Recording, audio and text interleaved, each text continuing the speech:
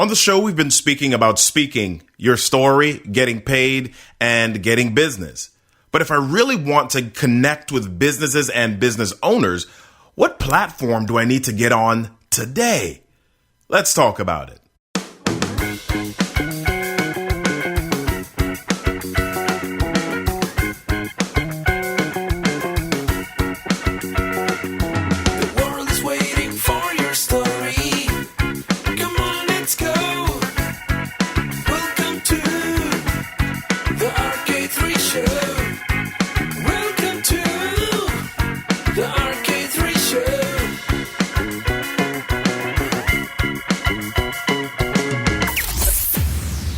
Welcome to the RK3 Show. I'm Robert Kennedy III, RK3. That's me, and today's show is about platforms. Yes, platforms.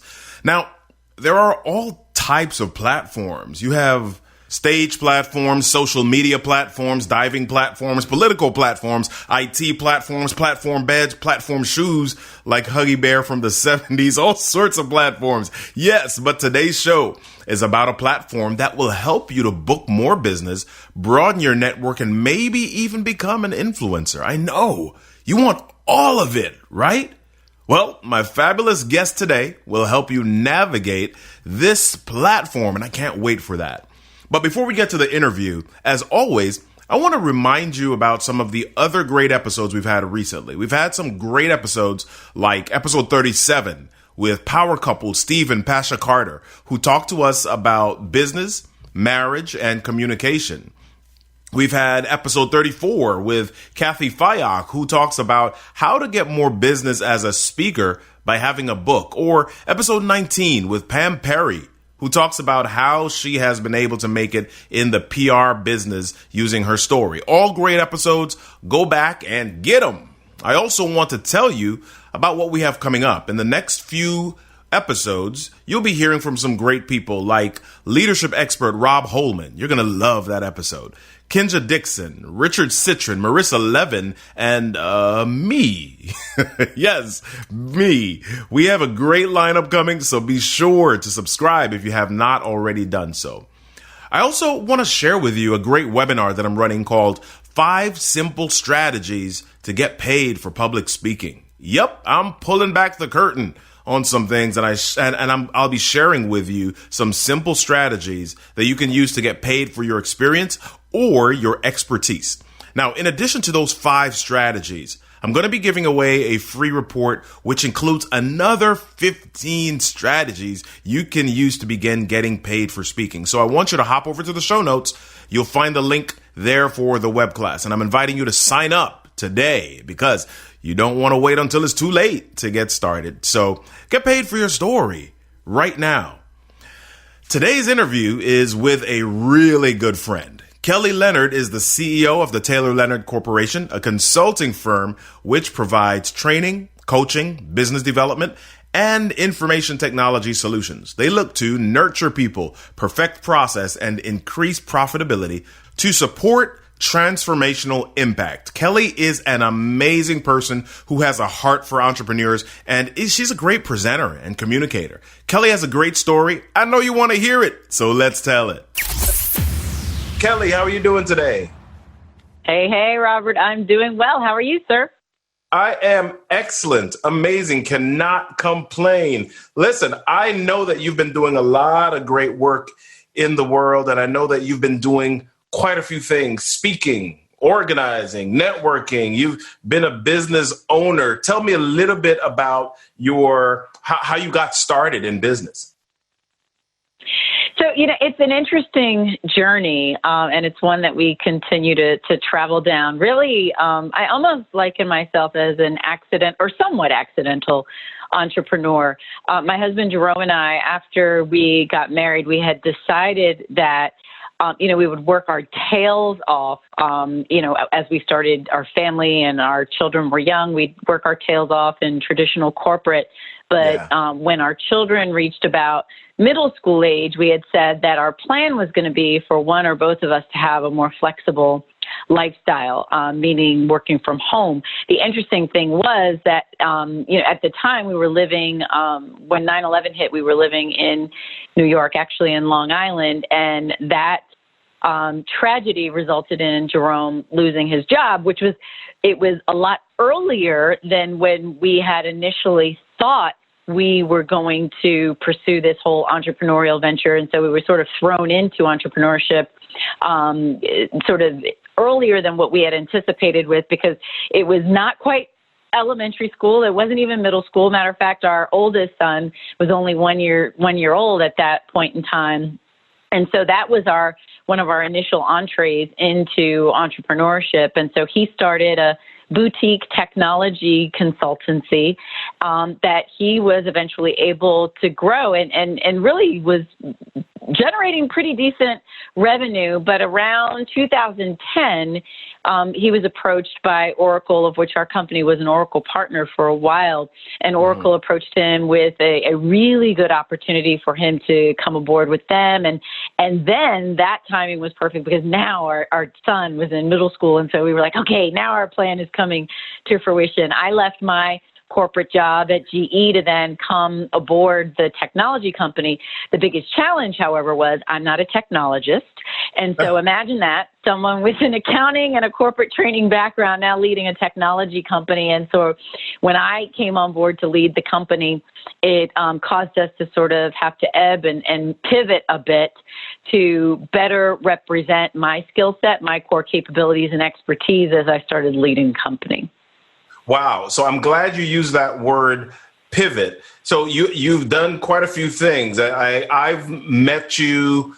I don't even remember how I met you, but yeah, I know that you are an expert at networking. You love to organize and bring people together, and you have your business, and you said you've got this accounting background, and then there's some technology in there. How do you know where to go and when to go? I mean, how do you know when to pivot?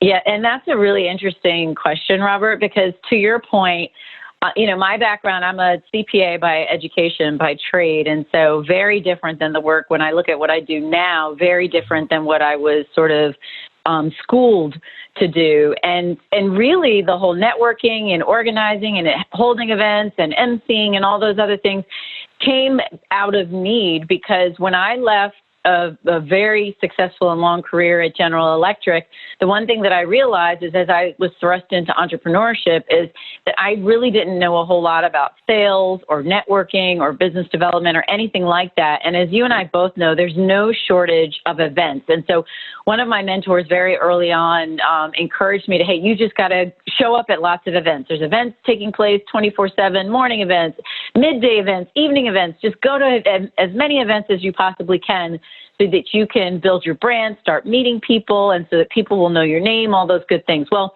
the challenge was as I was going to different events, there were things that I liked and or disliked about every event. Right. And so I was in this frustrating pattern where I was just like, okay, I'm going to all these events.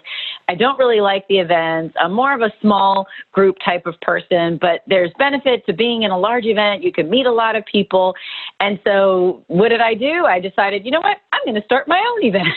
I'm going to take the best of everything that I see in these events that I enjoy, and I'm going to carve out the worst, the things that I don't enjoy about certain events, and I'm going to create my own event, which then led me to, the birth of the Small Business Network, which is now in year 9. And I think that we're just getting started because even to this day, it's a phenomenal gathering, but still so many new and interesting and exciting things that are going on through that gathering. But really, it was a function of I was looking around, I saw a void, and I was like, you know what, I'm just going to start something myself. And then that way it puts me in a position to build my brand while also getting the best of the other networking events. So connecting with people, becoming the center of influence, all those good things. Awesome. So I noted that over the last few years, you're talking about business, you're talking about networking, getting to know people. One of the ways of doing that is online, in addition to what you do in person. And you, over the last few years, have focused on LinkedIn as a way to help business owners boost their business. And I use that word boost because you have an acronym about it. Right? Yes. Why LinkedIn? Absolutely. Well, okay, so then this takes us back a little bit to when Jerome started the company. So part of what Jerome had created when he started the boutique technology firm, at that point, CRM, customer relationship management, was his area of expertise. And so simply put, CRM is it's leveraging technology to help clients to connect with their prospects, their clients, to market, to brand, to promote their products and services. And so while a lot of our clients understood the value of technology from a CRM perspective, it was around that same time where social media really started bubbling up. And because so many of our clients at that time were either government agencies or government contractors or larger organizations, a lot of them, while they kind of understood and they respected all of the social media platforms, they had a special affinity towards LinkedIn because it was where sort of the business community hung out. And so they came to us and started asking, okay, well, you're teaching us all these great things from a technology perspective around CRM, but, what's out there? How do we leverage technology from a social media perspective, and we really like this platform, LinkedIn. And so really, we allowed our clients to dictate which platform we should spend most of our time and energy in, really trying to create a solution to assist them. And so again, because so many of our clients were business to business or business to government, we found that LinkedIn was the most powerful platform to support them. And so we looked at the platform. We developed our own sort of internal methodology or strategy to boost our business success using LinkedIn, and I guess the rest is sort of history. Wow. So a lot of people with LinkedIn specifically use LinkedIn like an online resume. And so especially if you're a business owner, using it like an online resume may or may not work as well. Right. So and that's such a great point. And that's part of the reason, quite frankly, we initially we marginalized LinkedIn as a platform to really use for business expansion, business development, because of the fact that we viewed it as an online resume. And we were thinking, okay, well, none of these clients of ours are looking for jobs. They're looking for business. They're looking to connect with the business community. And so because we viewed it as this online resume portal, we really minimized the impact that it could have. Now, fast forwarding to now, we educated ourselves and understand the power of the platform and have been able to create a product that is designed to help our clients to not only take advantage of the fact that it's a place for you to have an online resume, but it's also a place for you to build your brand, to optimize relationships, obtain more leads, secure thought leadership space, and then tap into new markets, which is essentially what the acronym of BOOST is all about. Communication, motivation, leadership, and more. You're listening to the RK3 Show. Hey there, just a quick reminder, if you haven't registered yet, go register for the web class. 5 simple strategies to get paid for public speaking. You won't regret it. If you have a story to tell or expertise to share, then you need to hop on this webinar. Isn't it time you got paid for your pain? Check the show notes and sign up today. And now, back to the show. We've got smaller businesses on LinkedIn, and then we have larger businesses. And I make the assumption that they might both use LinkedIn a little bit differently. What are some of the things that a smaller business can do to leverage LinkedIn differently than a larger business would? You know what? That's the part of the beauty of LinkedIn is like kind of all ships are created equally, so to speak. Because imagine as a small business owner or as an entrepreneur being able to share the same real estate as your Fortune 100 companies. And so really, when you think of big business, small business, the only difference between either is the fact that typically a larger enterprise has access to resources. So they perhaps have the human capital or the financial capital to help them to really monetize or maximize their use of a tool like like LinkedIn, but really the use case is no different. I mean, for a small business, it's really using it as that platform to connect with resources. Well, first and foremost, building your brand so that when someone looks you up, because by and large, so many people are using LinkedIn as a tool to do some initial due diligence. You know, you and I meet at an event for the first time and maybe we exchange cards. What used to be years ago, I would take your card and go your website, Robert Kennedy, or, robertkennedy3.com. Now I go into LinkedIn and I'm searching on your name because I'm trying to find points of affinity. What do we have in common? Who do we have in common? Did we work in similar, environments or with similar employers? And I'm really trying to find those points of affinity so that I can compress the time that it takes for us to get to know, like, and trust one another so that ultimately it compresses the time that it takes for us to get to yes, whatever that yes might look like. And so it's really being able to be intentional about using the platform, first and foremost, knowing why you're there.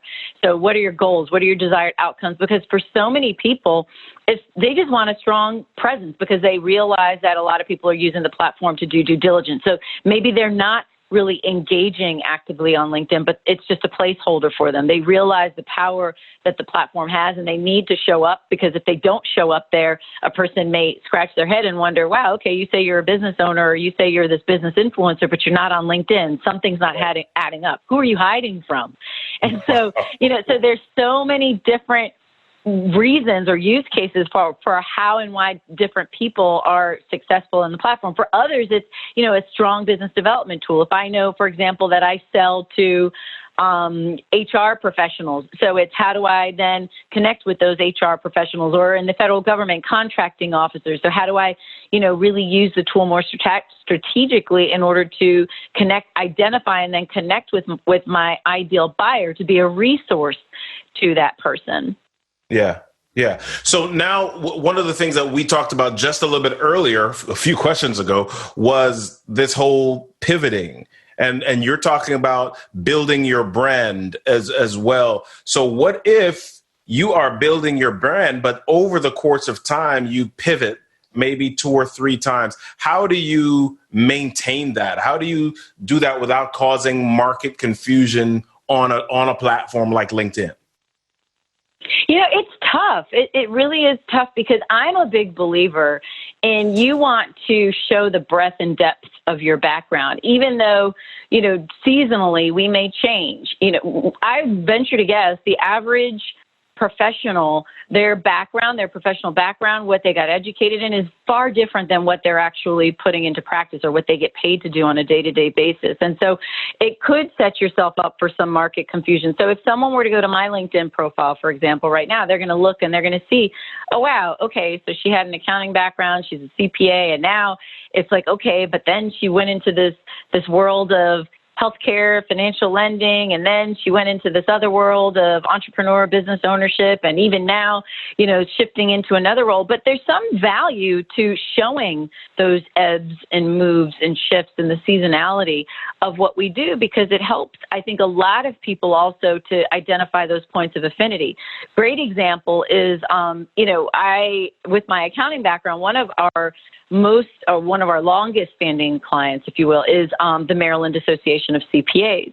Now, I happen to believe that part of what helped us to win that opportunity was not only the fact that, we're good at what we do around training folks on how to use social media, specifically LinkedIn as a tool, but I venture to guess that it was probably very useful for them to see that I am an inactive CPA, because then the notion is, she walks like us, talks like us, thinks like us.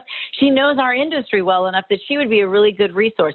Now, I've come across clients all the time who they'll just start carving out and pruning all of their background information. Well, I don't do that anymore, Kelly. I don't want to be known for that. And it's okay to not want to be known for something, but I'm a big believer, and I think there's some value to showing the depth and the breadth of your background, because you never know what someone might see on a platform like LinkedIn that's going to help them to better connect with you and to sort of, build those bridges and build affinity as to your background and their background and skill set. And I think so much of the the brand clarity, if you will, can come out of that profile header block, the block where you're showing the picture, the graphic imagery, and your headline and your summary.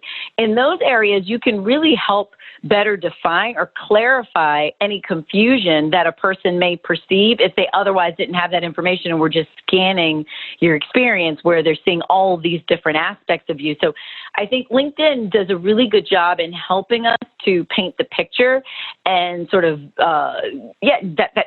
paint the picture of a person's journey to help bring about the clarity that a reader might need to understand, okay, this is the current version of me and how I can be of service to you currently, or the area, the core area, my core capability or expertise that's going to be of service to you in this current season that I'm in. Wow. Yeah. So it's definitely interesting that you can actually almost plan ahead, really create a brand without setting up permanence, almost making it feel like you're going to be doing that forever. But you can almost create a brand that says, hey, this is where we are. And we are disruptors, we're innovators, and there may be a shift that in the future, simply because my goal is to help you rather than just to do something. Is that? Yeah. Absolutely. And I feel like a part of it too, Robert, and I think it's really smart. I know it's no accident that you're robertkennedy3.com. And why I always encourage business leaders, entrepreneurs, thought leaders to really create a brand around your name, because your name is something that typically isn't going to change, or at least I hope it doesn't. And so it's like, because when you look at folks, if I had branded myself as, not your average bean counter because I was a CPA, well, then it does become super confusing, because now I've got to change and ebb and flow and move because, well, I'm not doing that anymore. And so, but my name is my name, outside of the fact that, you're a woman, and then maybe you may take on your husband's name. So that may change. But, once you become married, and hopefully by the grace of God, you stay married to the same person, and your name doesn't change. And so it is what it is, but you can then evolve and change as the seasons of life change, as industry change, so that you can ebb and move and change alongside it based on your passions, your mission, your vision, and just your life's calling and purpose.